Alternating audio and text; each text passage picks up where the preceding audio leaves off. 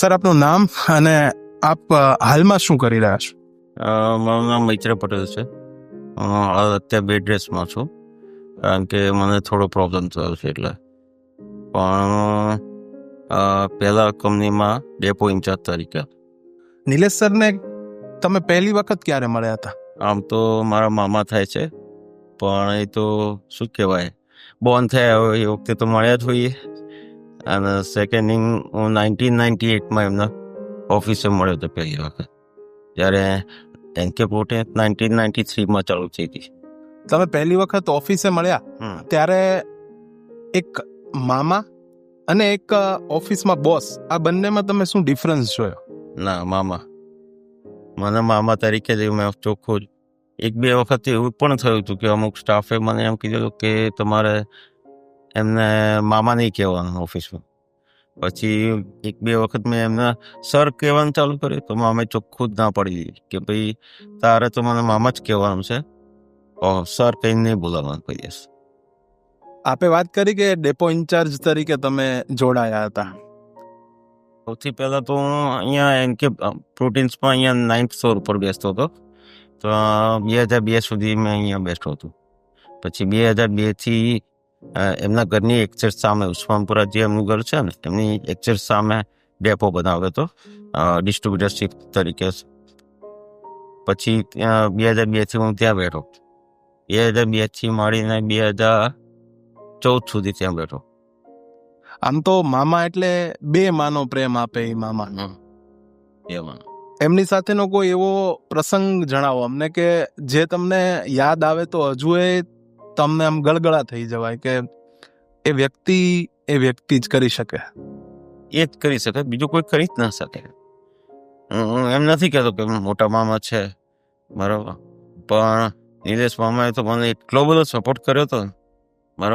મારા મેરેજ પણ એમણે જ કરાવ્યા છે. તમે વાત કરી કે એમના ઘરે તમે વારંવાર જતા, તો નિલેશ શર્મા દાદાના એવા કયા ગુણ હતા, બાના એવા કયા ગુણ હતા કે જેની લીધે વ્યક્તિ આટલું સ્ટ્રોંગ બની રહ્યું?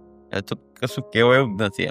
બધા જ મમ્મીના ગુણ હતા, દાદાના ગુણ હતા બરાબર. અમે બધાના છોકરામાં હોય જ. હજુ મામાને યાદ આવે, હું મામા બે સાથે યુએસ ફરવા ગયા હતા 96માં. તમે વાત કરી કે પહેલો ડેપો 2002માં ચાલુ, 2002માં ઉસ્માનપુરા ઘરની સામે શરૂ કર્યો હતો. તો ત્યારે સરના વિચાર કેવા હતા કે ઘર સામે જ કઈ આવી રીતે કરવું એ ખરેખર ત્યારે એ સમયમાં કેવું કહેવાય? એવું હતું કે ઘરની સામે કર્યું અને એમનો ભાણિયો એમની સામે રહે. તો નિલેશ શર્મા એવું માનવતાનો એવો કયો તમે ગુણ જોયો કે લાગણી સભર એ હોય એવો કોઈ પ્રસંગ યાદ આવતો હોય તો? પ્રસંગ ના કહેવાય આને તો એમ જ કહેવાય કે લાગણી, કે નિલેશ મામા મને મારી સામે જ રાખે, એમની સામે જ મને રાખે છે કાયમ. અને એમ કહે છે કે ભાઈ તું અહીંયા સામે બે, તને કઈ તકલીફ પડશે તો હું બેઠો છું. એ ક્યારેય તમને એવી વાત કરતા કે આપણે આ કંપની સુધી પહોંચવું છે, આ કંપની જેવું થવું છે? એવું એ તો મારું મંતવ્ય છે કે તેલના કિંગ એ જ કહેવાય. અને આખા ગુજરાતમાં પહેલો એ જ નિલેશ મામા જ તેલના ભાવ કાઢે, પછી બીજી કંપનીઓ ના નીકળે છે. એનકે ઇન્ડસ્ટ્રીઝ ક્યારે ચાલુ થયું હતું? એક છે, મને ખ્યાલ નથી, તો 90ની આસપાસ હશે. એક્ઝેક્ટ ડેટ યાદ નથી. પણ એમાં શું કામ થતું? એમાં દિવેલનું કામ ચાલુ થાય છે. દિવેલ હજી ચાલુ છે? હા, ચાલુ જ છે ને. એનકે ઇન્ડસ્ટ્રી, એનકે ગ્રુપ કહેવાય છે જે, એ પહેલું એનકે ઇન્ડસ્ટ્રીઝ ફર્સ્ટ, પછી એનકે પ્રોટીન્સ. એનકે પ્રોટીન્સ એટલે નિલેશભાઈ કેશવલાલ પટેલ, નિમિષ કેશવલાલ પટેલ. તમારા મામામાં તમે એવું શું જોયું કે જે બીજા વ્યક્તિઓમાં કદાચ ક્યાંક નથી હોતું? મામા નાનો મોટો નથી જોતા. અને હું નિલેશ મામા અને દર્શન મામા જોડે જ વધારે લગાવ છે. કંઈ બી પહેલાં તો પૂછી જ લે તબિયત કેવી છે, સારી છે. કારણ કે મારે શું કહેવાય 2005થી પ્રેશર આવી ગયું હતું, એટલે તબિયત મારી પહેલેથી વીક જ રહેશે. તો તમારા હાથમાં તો એક આખો ગુજરાતનો પેલો એવો ગુજરાતનો ખરો, પણ હું આખું અમદાવાદ સંભાળતું છું. તો સૌથી મોટી જવાબદારી એમણે તમને આપી હતી એ સમયમાં. એ વિશ્વાસુ કેટલા હતા તમારી ઉપર? કદાચ ક્યારેય કઈ ભૂલ થઈ ગઈ હોય તમારાથી? મોસ્ટ ઓફ તો મારથી મામાનો સ્વભાવ થોડો જાણો, ભૂલ થાય તો ગરમ થાય, બરાબર, એવું હું ભૂલ જેવું કરતો જ નતો.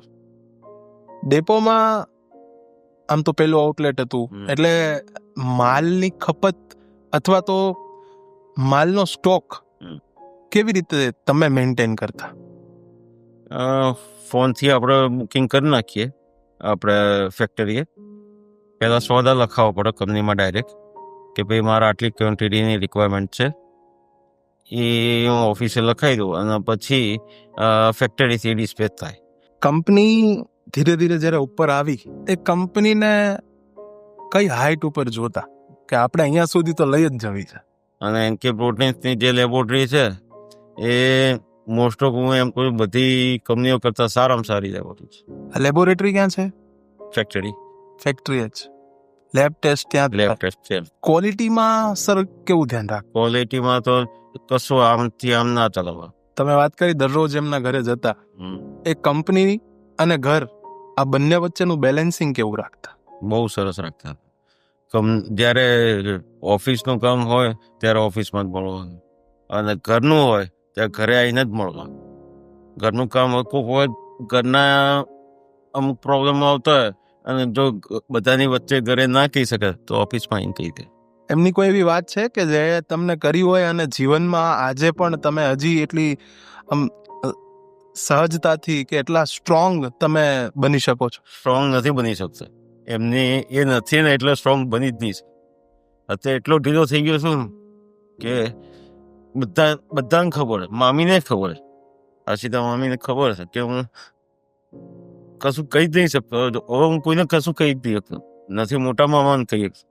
અત્યારે થોડો રિલેશન મારો મમ્મી જોડે વધારે થયો છે ધીરે ધીરે, ફાધર જોડે થોડો છે, પણ એમના વગર તો મને એમ જ થઈ ગયું કે હવે પતી જ ગઈ સંગીત કાપડી છે જ નહીં એમ કહેવાય. કારણ કે જેનો હું માન બાપ બંને ગણતો હોઉં, બરાબર, એ જ ના હોય. એના કરતાં ભગવાને મને લીધો જ નતો સારો, કારણ કે હું તો બીમાર જ હતો.